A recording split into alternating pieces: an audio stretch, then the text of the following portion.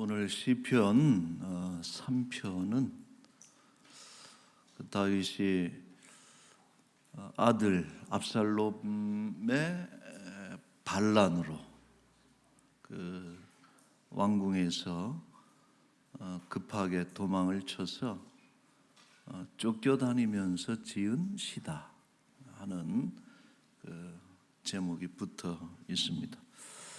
노년에 접어든 그 압살롬의 반역을 그 다윗의 통치 후반기로 우리가 보기 때문에 노년에 더욱이나 아들에 의해서 왕의 자리에서 쫓겨나는 이런 일들이 참으로 참담하고 또 힘들었을 것이다 하는 것을 우리가 미루어 짐작할 수 있습니다. 자, 그러나 이 다윗이 흔들리지 않고 하나님을 신뢰하는 이런 모습을 우리에게 보여주고 있습니다. 6절 말씀에 보면은 다윗의 고백인데, 천만인이 나를 애워싸 진친다 해도 나는 두려워하지 아니하리이다. 얼마나 배포가 대단합니까? 10명만 적이 돼서 째려봐도 웅크러들고 위축이 되는데, 천만인이 나를 애워싸 진을 쳐도 나는 두려움 없다 하는 아주 그 담대한 이런 고백을 합니다. 자, 이처럼 절망적 상황, 다시 이 길을 돌아올 수 있을까? 아들에게 쫓겨가면서 이런 걱정을 할 정도로 아주 절망적인 상황이었지만은, 그러나 그 가운데서도 하나님을 신뢰하는 이 다윗의 믿음이라든지 두려워하지 않는 용기가 어디서 나오는지 우리가 배워볼 필요가 있는 것입니다. 다윗은 지금 자신의 상황이 매우 위태롭다고 토로를 하고 있습니다. 1절, 2절이 이제 그것인데, 특별히 다윗이 힘들어하는 것이 두 가지로 표현이 되고 있습니다.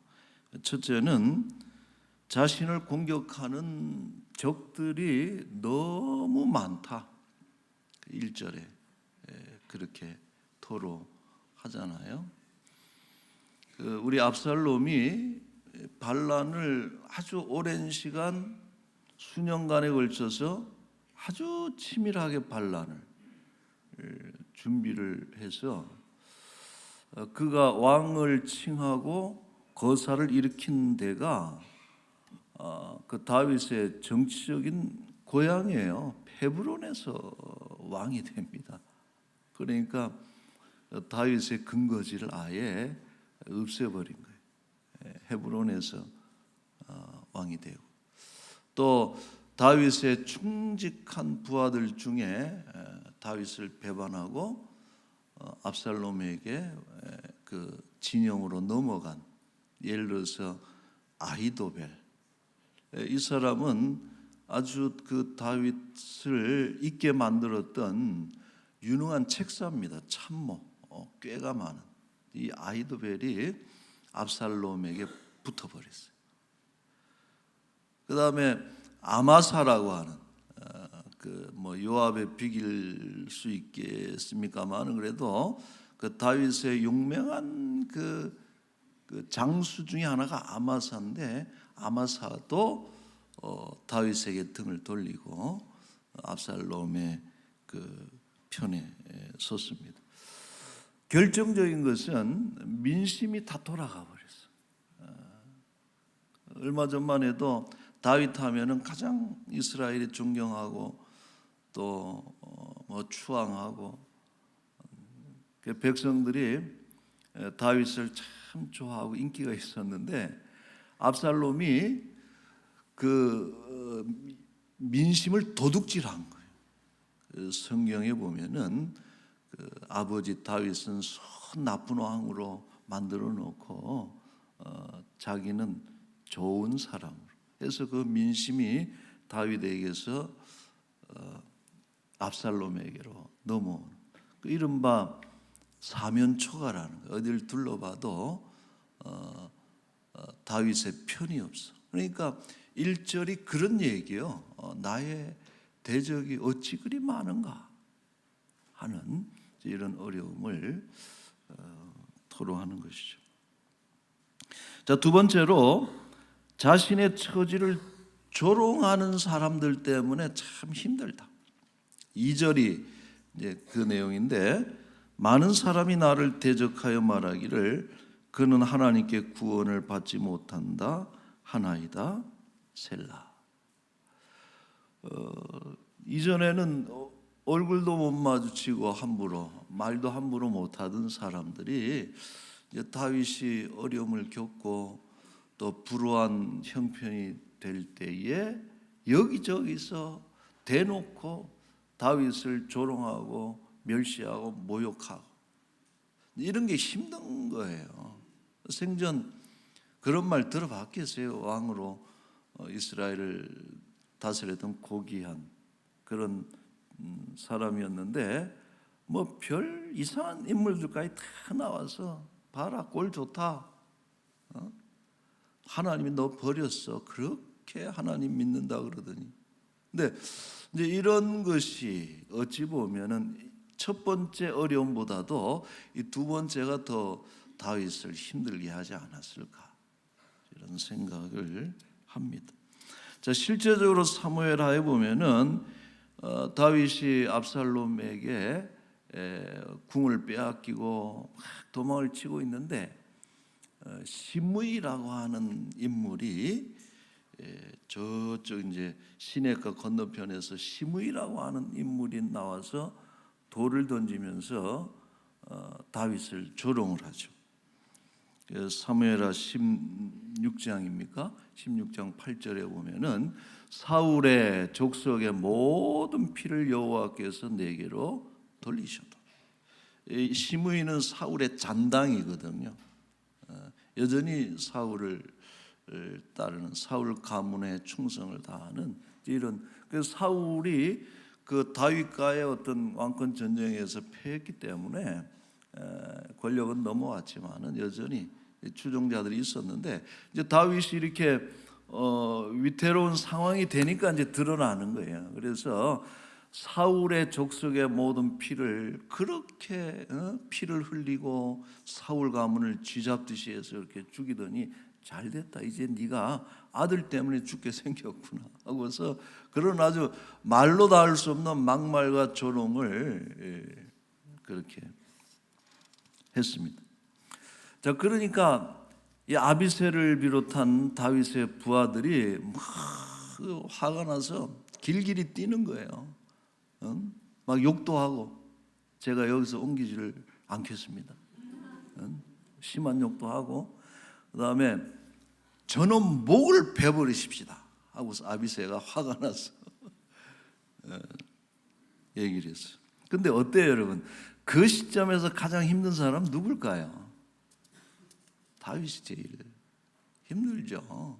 그 충직한 아히도벨, 아마사 이런 인물들이 그렇게 친밀했다가 등을 돌리고 칼을 자기의 등에 꽂지를 않나. 평소에 별 볼 일도 없는 인물이 위인이 사람들 앞에서 자신을 조롱하는 것도 그렇고 참 그게 힘든 거예요. 그런데 이 다윗이 그런 상황 속에서 보여주는 태도가 참 의연하다. 우리가 그런 모습을 배워야 되는데 그는 이렇게 말하죠. 사무엘하 16장 11절에 내 몸에서 난 아들도 압살롬 그놈도 내가 그렇게 고생하면서 낳은 아들도 나를 죽이려고 하는데 하물며 이 사울의 잔당인 베냐민 사람이랴. 하나님께서 명령하신 것이 그냥 저주하게 버려둬라. 그냥 하는 대로 내버려둬라. 12절 말씀이 의미가 있죠. 같이 한번 읽어볼까요? 혹시 여호와께서 나의 원통함을 감찰하시리니 오늘 그 저주 때문에 여호와께서 선으로 내게 갚아 주시리라. 누가 욕하면은 욕 먹는 것도 좋습니다. 어떤 그게 가품이 되는 것이기도 하죠. 그게. 자, 지금 다윗이 생각하는 지금 자신에게 일어나고 있는 이런 엄청난 일들, 생각도 못했던 이런 괴로운 일들의 시작이 도대체 왜 이런 일이 나에게 일어났느냐라고 생각을 할 때 이게 압살롬이 나쁜 놈이라서 이렇게 됐느냐, 아니면 저 욕하고는 시므이가 진짜 나쁜 놈인지, 이런 자신이 겪고 있는 이 고통스러운 일의 출처를 그들에게 돌리질 않아요. 이것은 하나님이 지금 나를 다루고 있다라고. 하나님께서 나를 다루면서 나를 지금 감찰하시고 있다라고 하는 어떤 하나님의 손길을 그가 떠올린 그런 것이죠. 그렇잖아요, 여러분. 시므이를 죽이는 건 너무 쉬운 일이죠. 그리고 잠시 통쾌할 수는 있어요. 심정적으로 아주 후련할 수는 있는데, 그러나 그것이 이 일에 이렇게 시작된 이 어려운 일을 종결 지을 수 있는 근본적 치유는 결코 될 수 없다. 이것은 하나님과의 문제다라고. 내버려 둬라. 하나님이 시킨 일이니까 저주하게 버려둬라.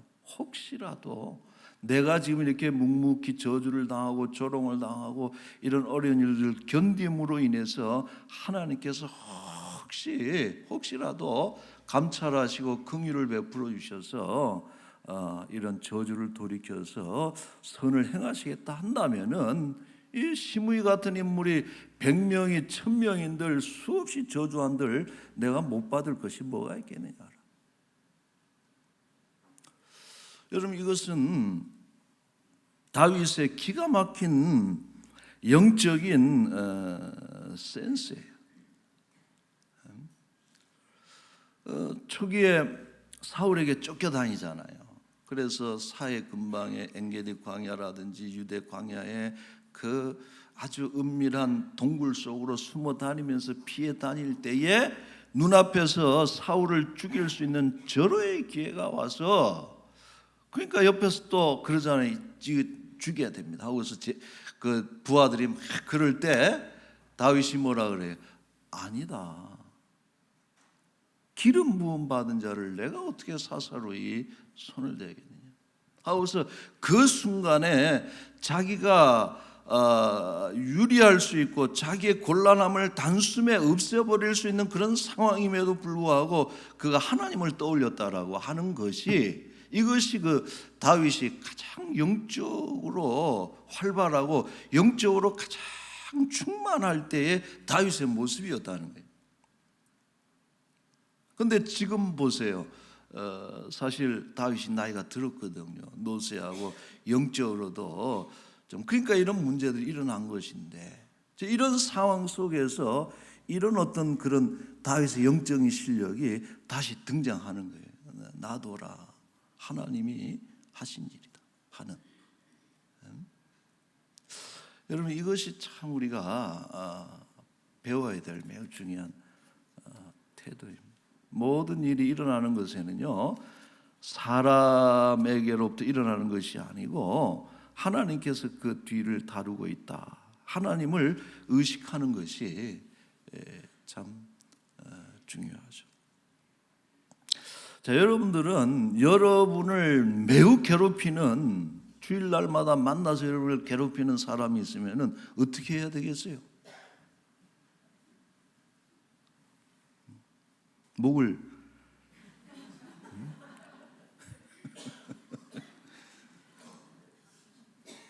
제가 잘 아는 제 목사님이 들려주신 선배 목사님 이야기인데, 교회 그렇게 괴롭히는 교인이 있는데 어떻게 괴롭히냐 하면은 주일날 이제 예배를 뭐 2부고 3부 예배 아주 그냥 쇠가 빠지게 설교하고 이렇게 온 힘을 쏟고 이렇게 와서 목양실에 앉아 있으면 이제 노크를 하고 들어와 가지고 목사님 오늘 주부에 오타가 3군데 나왔습니다.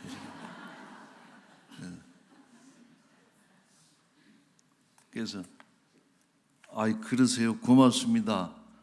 알았습니다. 죄송합니다. 다음부터는 잘하겠습니다. 제 목사님 그랬을 거 아니에요. 근데 이게 한두 번도 아니고 만날 때마다. 그러니까 주일날 예배 마치고 목양실에 앉아 있으면 노크가 들리는 순간에 목사님 마음이 기겁을 하는 거예요. 이게 아주. 좀 쉬어야 되고 평안해야 될 시점인데 너무 힘든 거예요. 그 어느 날 또 문을 두들겨가지고 들어와가지고 아 목사님 말이에요. 오늘 이런 건 좀 잘못된 것 같습니다. 하고서 이렇게 얘기를 하는 거를 목사님이 일어나가지고 의자에서 일어나가지고 그 목양실 문을 탁 잠근 거예요. 목을 치려고 이제 문을 딱 잠그고서 좀 앉아보시라고. 집사님, 당신은 주일날 내 얼굴 보면 그거밖에 생각 안 나요? 할 말이? 목사님 은혜 받았습니다. 말씀 너무 고맙습니다. 이런 얘기 한 번 못 해줄 망정 그렇게 목사 못에 가슴에 못을 박는 얘기만 골라가면서 하면 당신 속이 편해요? 당신이 믿는 사람이? 하고서 이분이 참 이제 우리 이번 부흥 첫날 목사님이요. 이분이 강사로 오시는 참 온유하신 분이고 얼마나 좋으신 분인지 몰라요. 근데 화가 난 거예요. 그러니까 모세가 그냥 지팡이로 반석을 2번 치듯이 화를 내버린 거예요. 이제 화를 내니까 이제 그러면 좀 꺾여야 되는데 이 양반이 뭐라 그러고 이제 나가려고 그러냐면은 아 이거 별걸 갖고 다 화를 나한테 냈냐고. 내가 이 교회 안 나올 테니까 알아서 하시라. 그러고서 딱 이렇게 재밌죠. 나가더라는 거예요. 그 목사님이 가가지고 이렇게 보내서는 안 되겠다 싶어가지고 가가지고 가는 걸 뒷덜미를 탁 잡은 거야. 잡고서 앉혔어. 목사님 키가 커요. 손도 커요. 이렇게. 그 평소 화도 안 내는 양반이 이제 화를 내면서 탁 앉히니까 야, 왜 겁을 먹은 거예요. 아유, 내 목을 칠려나 지금 하고서 이제 한순간 겁이 나가지고 쳐다봤는데 목사님 뭐라 그랬냐면은 집사님 가실 때 가시더라도 내가 기도 한번 할게요 하고서 그 강제로 앉혀놓고 머리에 손을 놓고 안수기도를 했는데 목사님 말씀이 그래요. 하다 보니까 너무 진심이 되더라는 거예요. 이 영혼을 위해서 기도해야 되겠다. 그리고서 이렇게 기도를 했는데 놀라운 게 이분이 기도받으면서 은혜를 받았어요. 그 기도를 다 받고 난 뒤에 일어나서 죄송합니다 그러고 이제 이렇게 안녕히 계십시오 하고 인사를 잘하고 나갔는데 다음 주에 교회를 나왔을까요 여러분? 어떻게 이렇게 잘 교회를 나오셔서 잘 또 다니신다고 이제 그러지 않는다 그러시더라. 그래서 이게 참 어떤 선배들의 목회 영적인 어떤 판단이에요. 목사는 절대 교인들을 저주할 수 없고 축복해야 하나님께서 함께 하시는 게 아닌가 이런 생각을 또 하면서 한 수 배웠어요. 자, 어쨌든 다윗은 이런 심의에 무례하죠. 그런 행동에 화를 내지 않고 오히려 그 일로 인해서 하나님 앞에 자신을 세우는 기회로 삼았다라고 하는 것이죠. 자, 다윗은 하나님이 자신에게 행했던 일들을 떠올려 봐요. 힘들지만 제가 그랬죠. 절대 불행을, 질병을, 또 두려움을, 이런 거를 묵상하지 말라는 거예요. 어려운 상황이 올 때는 반드시 하나님을 묵상해요. 하나님께서 어떻게 나에게 행하셨는가를 쭉 떠올리는, 그게 3절 4절이에요. 나의 방패, 어려울 때마다 나를 보호해 주신 방패와 같으신 분, 나의 영광, 들에서 양치던 보잘것없는 인생 하나님께서 영화롭게 하신 하나님. 그 다음 건 더 기가 막혀요. 나의 머리를 드시는 자, 나의 머리를 들게 하시는. 뭔 뜻이에요? 높여주시는. 우리가 인생의 실패로 또 자신 없음으로 인해서 고개를 푹 숙이고 있을 때 하나님께서 사람들 앞에서 내 머리를 높여주시는 분이 하나님이시다. 그리고 부르짖을 때 응답하시더라. 여러분, 진짜 성도들은 어떤 사람들이에요? 어려울 때 부르짖을 때 응답의 경험을 가진 사람들이, 그게 성도. 그걸 떠올려. 자, 그 다음에 5절이 저는 또 기가 막힌 말씀이라는 생각을 했어요. 5절 말씀 같이 한번 읽어볼까요? 내가 누워 자고 깨었으니 여호와께서 나를 붙드심이로다. 이게 무슨 의미예요? 아침에 눈을 뜨고 새로운 하루를 시작하는 것이 너무 하나님 은혜라는 거예요. 여러분, 잠을 잘 때, 잠이라고 하는 거, 우리가 밤에 잠자는 거는 어떤 거예요? 아주 무방비한 상태로 들어가는 것이, 그게 잠이에요. 잠은 모든 것을 중단하는 것이고, 잠은 모든 것을 내려놓는 것이고, 잠은 맡기는 게 잠이거든. 여러분, 도대체 무슨 자신감을 가지고 잠듭니까? 밤새 무슨 일이 일어나려고? 근데 하나님께서 밤새 붙들어 주셔서 다시 새로운 아침을, 새로운 하루를 주신 것이, 그게 떠올려 보니까 너무 은혜라는 거예요.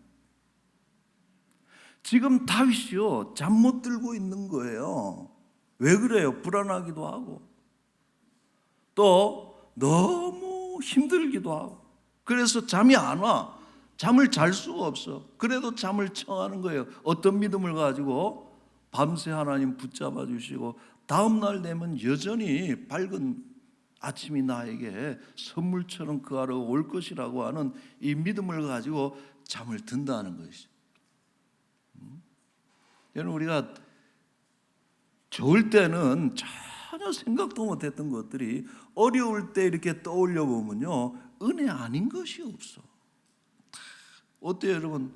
아침을 맞이하는 것은 은혜죠. 그게 하나님이 밤새 붙들어 주시고 새 아침 햇살을 주시면서 새로운 해, 새로운 날을 주신 것은 하나님 은혜라는 거죠.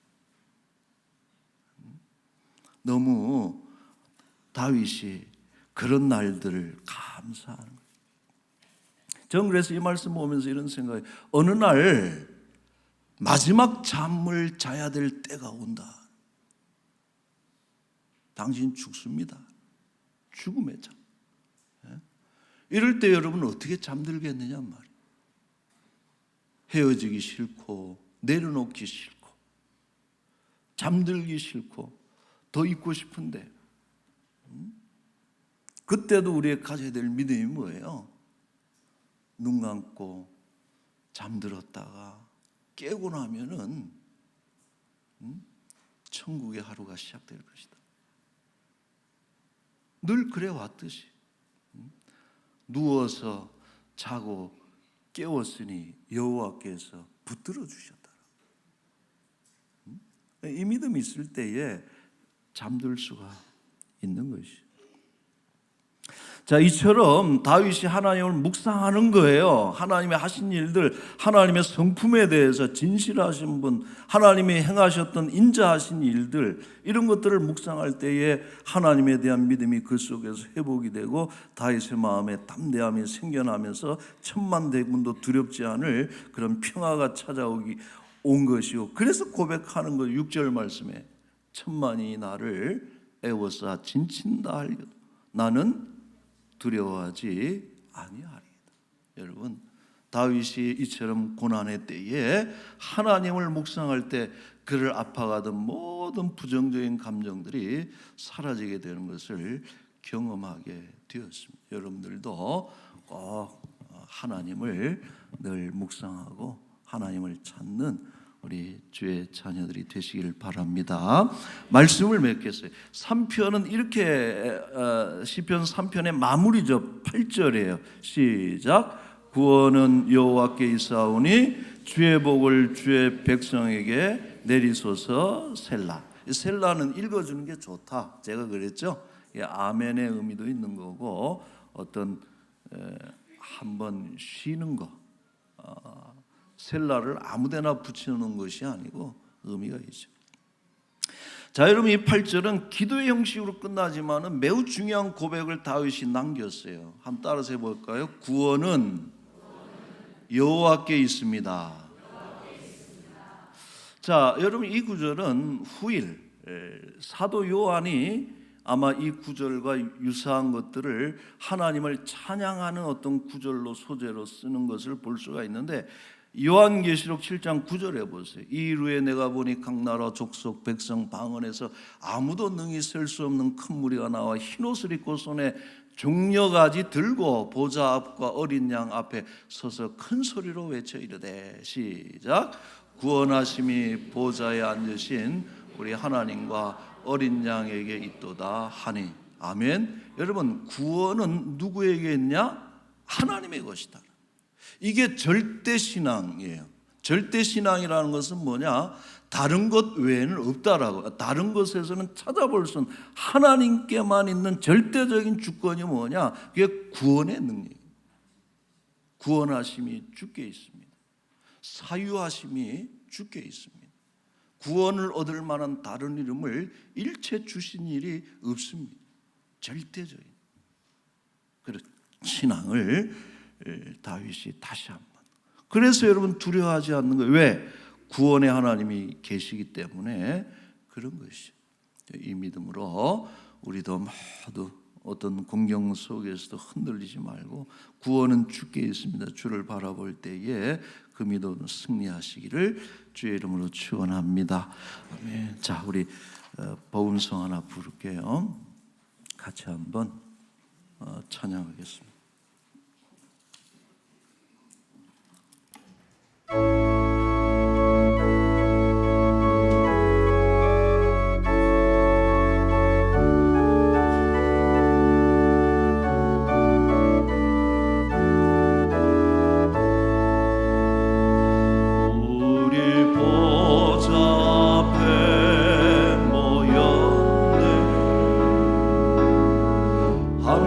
주를 찬양하며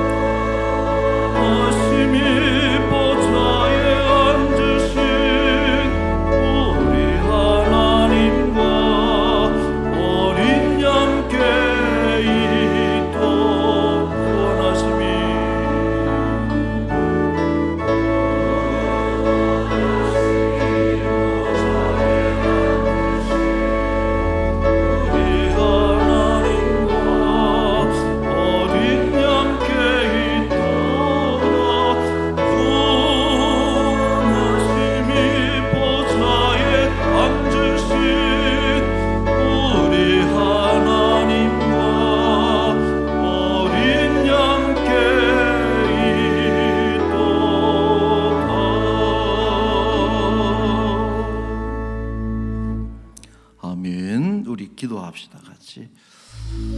얼마나 기가 막힌 찬양입니까? 구원하심이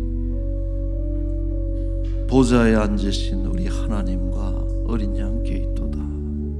우리는요 다윗보다 더 힘든 일을 겪었을 수도 있고, 혹은 다윗보다 좀 못한 어려움을 겪었을 수도 있지만, 그러나 이것은 비교 불가죠. 내가 겪는 그 어려움이 가장 크게 다가올 수밖에 없습니다. 오늘도 인생의 여러 가지 어려운 일들을 만나서 또 인생의 12곱이 내려가는 그런 어려움을 만나서 힘겨워하고 때로는 절망하고 우리 사랑하는 지체들 오늘 이 말씀으로 인해서 힘을 얻기를 원하고요. 어려운 날 고난을 묵상하지 말고, 질병을 묵상하지 말고, 사업이 망한 것을 묵상하지 말고, 두려운 일들을 묵상하면 두려움이 커지고 우리를 결국은 침몰시킬 수밖에 없지만, 하나님을 묵상하고 하나님이 나에게 행하셨던 일들을 우리가 가만히 묵상할 때, 지금도 살아계셔서 우리를 도우신 하나님이 우리 곁에 있음을 믿음으로 우리가 다시 한번 기도하고 또 하나님을 찾게 되는 것입니다. 기억합시다. 구원하심은 오직 하나님으로부터 나오는 것입니다. 구원의 하나님을 바라보며 이 시간에 구원을 기도하는, 도우심을 기도하는 그런 시간을 잠깐 가지도록 하겠습니다. 기도하겠습니다. 거룩하신 우리 하나님 아버지, 은혜를 감사합니다. 아버지, 세상 어디를 둘러볼지라도 아버지, 우리를 구원하심이 하나님으로부터 오는 것임을 우리가 다시 한번 깨닫게 하여 주시옵소서. 잠시 넘어질 수 있습니다. 잠시 우리는 실패할 수 있습니다. 또 잠시 어려운 공경에 빠질 수 있습니다. 그러나 그러한 궁지에 몰렸을 때에 하나님, 우리로 하여금 그런 아버지 절망을 묵상하고 절망을 찬양하지 않도록 우리 하나님, 살아계신 하나님, 살리신 하나님, 진실하신 하나님, 여전히 변함없으시 전능하신 우리 하나님으로 인해서 우리가 구원받고 다시 살아나고 다시 한번 회복되는 것임을 우리는 믿사오니, 오직 구원이 주께 있습니다 하는 그 고백과 찬양으로 어둠 속에서 밝은 빛을 발견하는 주의 백성들이 되게 하여 주시옵소서. 어두운 밤과 같이 아버지 암흑이 우리를 닥쳐올지라도, 우리를 아버지 하나님이시여 까맣게 물들일지라도 밤새 붙들으신 하나님으로 인해서 새하늘이 오늘 우리에게, 새날이 우리에게 임할 줄로 믿사오니, 아버지 그 아침을 바라보며 새로운 날을 바라보며 끝까지 잘 감당하는 주의 백성들이 되게 하시고, 하나님 포기하지 않게 하시고 살리신 하나님의 손길을 반드시 만날 수 있도록 주의 은혜를 베풀어 주시옵소서. 아버지, 거룩하신 하나님 아버지, 살다 보면 왜 좋은 날만 있겠습니까? 반드시 섞여서 어려운 날, 고난의 날, 굳은 날이 우리 인생에 반드시 있음을 늘 우리는 잊지 않게 하여 주옵소서. 좋은 날 올 때는 겸손하게 하시고, 굳은 날 올 때는 포기하지 말고 선하신 하나님을 묵상하며 믿음으로 반드시 이겨낼 수 있도록 인도하여 주옵소서. 아버지, 지금도 참 남들과 비교할 수 없는 그런 어려운 일들을 만나서 궁지에 몰려서 괴로워하는 우리 사랑하는 지체들 있습니다. 하나님, 그들을 특별히 불쌍히 여겨 주옵소서. 어려운 날에 아버지, 절망을 묵상하고 불행을 묵상하고 두려움을 묵상해서 그 두려움에 사로잡히는 어리석은 자들이 되지 않게 하여 주옵소서. 하나님을 떠올리게 하시고 하나님이 행하셨던 진실하신 사랑과 인자로 가득하신 나를 위해서 행하신 그 일들을 하나님을 묵상하는 가운데 우리 마음속에 소망이 하나님 생겨나게 하여 주옵소서. 우리 하나님, 참 어둠과 같은 그런 밤에 그런 어둠 속에서도 결국은 붙들어 주시고 좋은 날, 새날, 밝은 날 우리에게 그 하루를 다시 허락해 주실 줄로 믿사오니 어려운 때 지나가고 반드시 지나고 좋은 날 올 줄로 믿으면서 끝까지 하나님을 찬양하고 하나님을 붙잡고 의뢰하는 주의 백성들이 되게 하여 주옵소서. 아버지 하나님, 이제 9월 1일 9월 첫 주 본격적인 가을의 문턱에 우리가 서 있습니다. 묵상하기 좋은 계절, 기도하고 찬양하기 좋은 계절에 하나님을 더욱더 가까이 하는 복된 성도들이 되게 하여 주옵소서. 물가에 시냇가에 심겨진 나무가 시들지 않고 사철 열매 맺듯이 하나님 안에 뿌리를 내림으로 인해서 늘 하는 일마다 형통한 주의 백성들이 되게 하여 주옵소서. 이제 한 주 지나고 이번 한 주 특별 새벽 기도회가 남았습니다. 끝까지 달려가게 하시고 혹 시작하지 못한 이들도 이번 한 주간에 같이 함께 기도하고 또 우리 믿음을 우리 기도의 능력을 함께 모아서 같이 이겨낼 수 있도록 주의 은혜를 베풀어 주옵소서. 지금 가난하고 병든 사랑하는 지체들 오늘 주신 말씀을 우리가 기억하고 꼭 하나님 신뢰하고 잠들기 어려운 그 밤에도 하나님을 바라보며 편한 잠 잘 수 있도록 주의 은혜를 베풀어 주옵소서. 오늘 우리 귀한 성도분이 또 새롭게 등록하셨습니다. 우리 김영은 성도님 하나님께서 보내주신 줄로 믿사오니 교회 뿌리 잘 정착 내려서 정착하게 하시고 이곳에서 하나님을 더욱더 깊이 만나고 복된 생애가 펼쳐질 수 있도록 주의 은혜를 베풀어 주옵소서. 한 주간도 우리와 동행하시고 주께 귀한 것 드렸으니 하나님 기뻐 받아주시고 드린 손길들 드려진 마음마다 주여 복되게 하시고 윤택하게 하여 주옵소서. 예수님의 이름으로 기도하옵나이다.